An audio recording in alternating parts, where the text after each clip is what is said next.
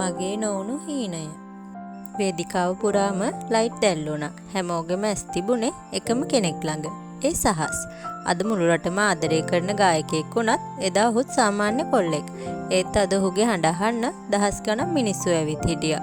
සහස් සින්දුව කියන්න පටන් ගත්තාම හැමෝම අත්පුඩි ගසමින් සතුටින් ඔහු දිහා බලන් හිටියා. ඒ අතරේ ප්‍රේක්ෂකයන් අතර හිටපු ලස්සන කෙල්ලෙක් දිහාවට සහස්ගේ ඇස් ගියා. ඇයත් hina වෙලා ඔහු දිහා බලන් හිටියා. ඒ hinaවේ සතුටක් තිබුණා. ඒත් ඒ ඇස් දෙක ඇතුලේ පොඩි දුකකුත් තිබුණා. ඒත් ඇයව දැක්කහම ඔහුගේ හිතට අමුතුම සැනසීමක් දැනුණා. ඒ නිසාමද කොහෙද එදා ඔහු ඒ ගීතය වෙනදටත් වඩා හැඟීමෙන් ගායනා කළා. කාලය ගෙවිලා යනකොට සහස් තවත් ජනප්‍රිය වුණා. රූපවාහිනී වැඩසටහන්, සම්මාන උළෙලවල්, විශාල වේදිකා ඒ හැම තැනකම ඔහුට එකම කෙනෙක්ව පේන්න ගත්තා. ඒ අර කෙල්ල. හැමදාම වගේ ඔහු දිහා බලන් ඉන්නවා. අත්පුඩි ගහනවා, hina වෙනවා. සහසුත් ඇය දිහා බලාගෙන සතුටින් ගායනා කරනවා. ඇය ඔහුගේ ජීවිතයට කොච්චර ලොකු මතකයක්ද කියලත් ඔහු හොඳින් දැනගෙන හිටියා. මොකද ඒ වෙන කවුරුත් නෙවෙයි. ඔහුගේ ජීවිතේ ලස්සනම කතාව වුණු නෙතු. උදේම සහස්ට ටිකක් විශේෂ දවසක් වෙලා තිබුණා. මොකද අද යට ජනප්‍රිය ටීවී වැඩසටහනකට යන්න තිබුණා. සහස් ඒකට යන්න ලෑස්ති වෙලා ගෙදරින් පිටත් වෙනවා. හැමෝටම මේක සාමාන්‍ය ඉන්ටර්විව් එකක් වගේ පෙනුනත් සහස්ට නම් මේ දවස් ටිකක් වෙනස් දවසක් වෙනවා. මොකද අවුරුදු ගාණක් තිස්සේ හිතේ හංගගෙන හිටපු මතකයක් අද ආයෙත් කතා කරන්න වෙයි කියලා එයා හිතන්නේ නම් නෑ. ඒත් ඒ මතකයේ කොච්චර වේදනාකාරී වුණත් සහස් හිනාවක් එක්කම ඒ වැඩසටහනට ගියා. කැමරා ලයිට් දැල්ලුණා. මුළු ස්ටුඩියෝ එකම අත්පොලිසන් හඬකින් පිරුණා. අද අපිත් එක්ක එකතු වෙලා ඉන්නවා මේ රටේම ආදරය දිනාගත් ජනප්‍රිය ගායකයෙක්. අපි ආදරයෙන් පිළිගමු සහස් දේවින්ද. එකපාරටම මුළු මැදිරියම අත්පොලිසන් හඬින් පිරුණා. හිනාවක් මුවේ තියන් සහස් වේදිකාවට ආවා. හැමෝම දැක්කේ එයාගේ හිනාව විතරයි. ඒත් ඒ හිනාව පිටිපස්සේ කාටවත් නොපෙනෙන ලොකු දුකකුත් තිබුණා. ආයුබෝවන් සහස්. ආයුබෝවන්. අද අපිත් එක්ක එකතු වුණාට ගොඩක් ස්තුතියි. මටත් සතුටුයි. නිවේදකයා හිනාවක් එක්කම කතාව පටන් ගත්තා. මුලින්ම සුබ පැතුම් කියන්න ඕනි. ඔබේ අලුත්ම ගීතය අකාලේ මිලින වූ මලක් මේ දවස්වල ගොඩක් ජනප්‍රියයි. ස්තුතියි. ඒ ගීතය අහපු ගොඩක් අය කියනවා ඒකේ වචන හිතට දැනෙනවා කියලා. ඒ වගේම ඒක ලිව්වෙත් ඔබමයි නේද? ඔව්, ඒ ගීතය මමම ලියපු එකක්. ඉතින් මේ ගීතයට විශේෂ හේතුවක් තියෙනවද? සහස්ගේ හිනාව ටිකින් ටික මැකෙන්න ගත්තා. ඒක දැකපු නිවේදකයා ආයෙමත් අහන්නේ ගොඩක් දෙනෙක් කියනවා මේ ගීතය ලියලා තියෙන්නේ ඔබේ ජීවිතේ සිද්ධ වුණ ඇත්ත කතාවකට කියලා. ඉතින් ඒ කතාව ඇත්තද? නිවේදකයා තවදුරටත් අහනවා සමාජ මාධ්‍යවල ගොඩක් කතා යනවා මේ ගීතය ඔබේ ආදර කතාවෙන් ලියපු එකක් කියලා. ඒ කතාව ඇත්තක්ද කියලා. සහස්ගේ කඳුලේ තෙත් වෙනවා. අවුරුදු ගාණක් හිතේ හංගගෙන හිටපු මතකය ආයෙත් මතක් වෙනවා. ඒත් සහස් ඉක්මනට තමන්ව පාලනය කරගෙන කඳුළු පිහදගත්තා. ඔව්, ඒ මගේම කතාව. සහස් කිව්වා. ඒක ඇහුනම නිවේදකයාට ටිකක් පුදුම වෙලා මොකද්ද කියන්නේ කියලා හිතාගන්න බැරි වුණා. ඔබ කැමති නම් මේ කතාව අපිත් එක්ක බෙදා ගන්න පුළුවන්ද? නිවේදකයා මෙහෙම අහද්දී සහස් පොඩක් දුක් මුසුමුණකින් hina වුණා. ඒක තමයි මගේ ජීවිතේ ලස්සනම මතකය. ඒත් ඒකම තමයි මගේ ජීවිතේ ලොකුම දුකත්. සහස් කිව්වේ කඳුළු හංගගෙන. මේ කතාව පටන් ගත්තේ මම උසස් පෙළ කරන කාලේ. අවුරුදු කිහිපයකට පෙර අතීතයට යන සහස් කතාව කියන්න පටන් ගත්තා.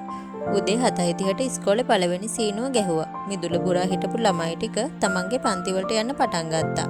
ඒ අතරේ බෑග් එක උර හිසකට දාගෙන කන් දෙකේ ඉයර්ෆෝන් දෙකක් ගහගෙන හෙමින් හෙමින් පන්තිය පැත්තට ඇවිදගෙන ආවේ සහස්. උස හරිම ලස්සන කොල්ලෙක්. ඉතින් මේ සහස් යනකොට කෙල්ල දෙතුන් දෙනෙක් හැරිලා බලන එකත් හරිම සාමාන්‍ය දෙයක් වෙලා තිබ්බත් ඒ කිසිම දෙයක් ගැන ගාණක් සහස්ට නම් තිබ්බේ නැහැ. ඉගෙන ගන්න උනත් එයාට එච්චර ආසාවක් තිබ්බේ නැහැ. ඒත් සින්දු කියන්න නම් පුදුම හැකියාවක් තිබ්බා. ඒ හැකියාවටම ගැලපෙන ලස්සන කටහඬකුත් තිබ්බා. ඉස්කෝලේ හැමෝමත් ඒ ගැන දැනගෙන හිටියා. ඉස්කෝලේ කෙල්ල ගොඩක් දෙනෙක් සහස් දිහා හොරෙන් බලනවා.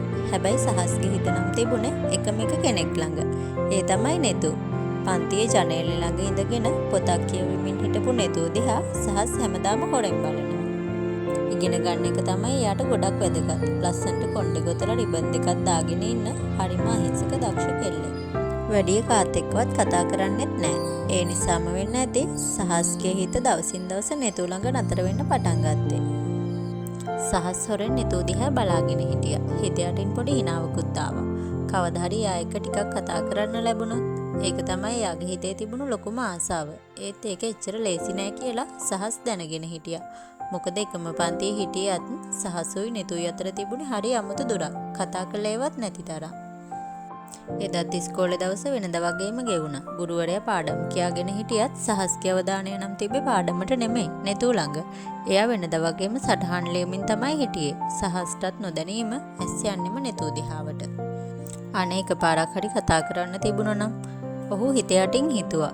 ඒත් ඒ වෙලාවෙම නෙතු එකපාරටම සහස් දිහා බැලුවා. දෙන්නගෙම එක මොහොතකට හමු වුණා. සහස් ඉක්මනට වෙන පැත්තක් බලාගත්තා. පාසල ඉවර වෙලා හැමෝම ගෙදර යන්න බස් නැවතුමට ආවා. සහසුත් බස් එකට නැගලා ජනේලය අයිනේ අසුනක වාඩි වුණා. ටික වෙලාවකට පස්සේ බස් එකට නෙතුත් නැග්ගා. හිස් අසුනක් සහස් ළඟ තිබුණා දැකපු නෙතු ඇවිත් එතනින්ම වාඩි වුණා. සහස් ටිකක් පුදුම වුණේ හැමදාම දුරින් බලපු කෙනා අද තමන්ගේ ළඟම ඉඳගෙන හිටපු නිසා. හිත ඇතුලේ පොඩි කලබලයක් තිබුණත් සහස් එක පෙන්නුවේ නැහැ. ඊට පස්සේ නෙතුම කතාව පටන් ගත්තා. "හායි සහස්." "හායි." බස් එකේ හිමින් ඉස්සරහට යනකොට නෙතු ටිකින් ටික කතා කරන්න පටන් ගත්තා. "සහස්, ඔයා සින්දු කියනව නේද?" සහස් ටිකක් පුදුම වුණා. "ඔයා කොහොමද දන්නේ?" දවසක් මියුසික් රූම් එක ළඟින් යද්දී ඇහුණා. "ඔයා සින්දුවක් කිය හිටියා." සහස් ටිකක් ලැජ්ජාවෙන් hina වුණා. "ආ, එහෙමද?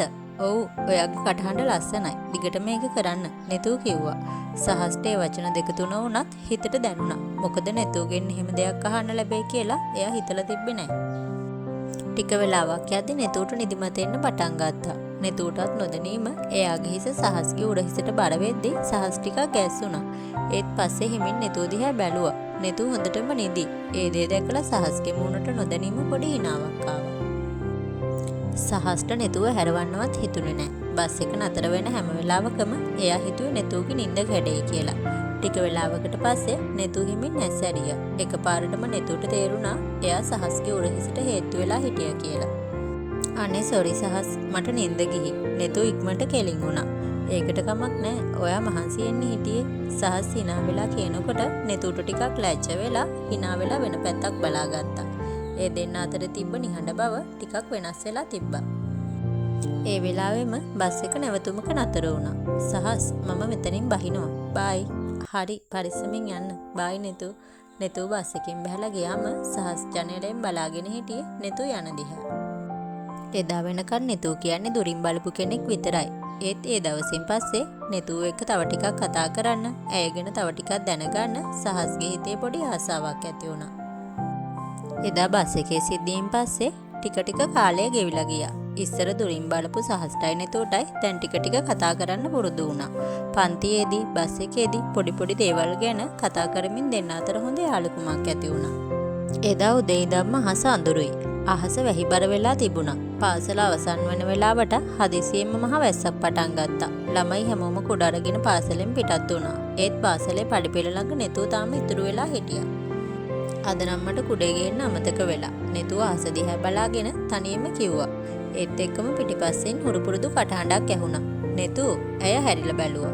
"සහස්, ඔයා තාම ගියේ නැද්ද?" නෙතු ඇහුවා. "නෑ, ඔයා ආයි තාම මෙතන?" "මට කුඩයක් නෑනේ." නෙතු කිව්වා. සහස් ඇස දිහා බලලා ආයෙත් නෙතු දිහා බැලුවා. "කුඩයක් නැද්ද?" නෙතු හිස වැනුවා. "නෑ." "හරි, ඔයා මෙතනම ඉන්නකෝ පොඩ්ඩක්." "ඇයි?" නෙතු තව දෙයක් අහන්නත් කලින් සහස් ඇස මැදින් දුවගෙන ගියා. "සහස්, කොහෙද යන්නේ?" සහස්ට නෙතුගේ කතාව ඇහුණෙවත් නැහැ. ටික වෙලාවකට පස්සේ සහස් ආයෙත් දුවගෙන ආවා. ඇඳුම් හොඳටම තෙමිලා. වතේ කුඩයක්.